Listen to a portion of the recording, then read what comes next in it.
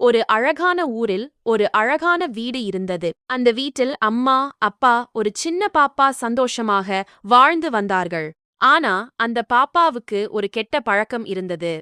அவள் எப்போதுமே சாப்பாட்டை பாதி சாப்பிட்டுவிட்டு எனக்கு போதும் என்று விட்டுவிடுவாள். அதை பார்த்த அம்மா மனசுக்குள் ரொம்ப வருந்துவார். சாப்பாடு கடவுளின் வரம், அதை வீணாக்கக் கூடாது என்று கூறுவார். ஒரு நாள் ஹோட்டலில் சாப்பிடும்போதும் பாப்பா பாதி சாப்பாடு வைத்துவிட்டு எழுந்துவிட்டாள். அம்மா அமைதியாக அவளை பார்த்து கொண்டிருந்தார்.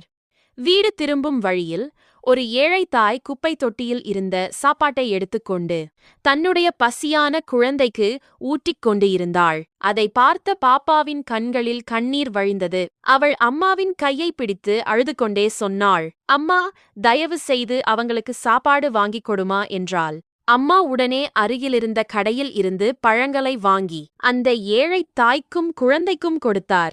அந்த நாளிலிருந்து அந்த பாப்பா ஒருபோதும் சாப்பாட்டை வீணாக்கவில்லை. உணவின் மதிப்பை உணர்ந்தாள். முழுவதுமாக சாப்பிட்டு முடிப்பாள். குழந்தைகளே, சாப்பாடு கடவுளின் வரம். அதை ஒருபோதும் வீணாக்காதீர்கள். குட்டி நண்பர்களே, சுட்டி பேபிஸ்ல இன்னும் சூப்பர் கதைகள் வருது. இப்போதே சப்ஸ்கிரைப் பண்ணுங்க.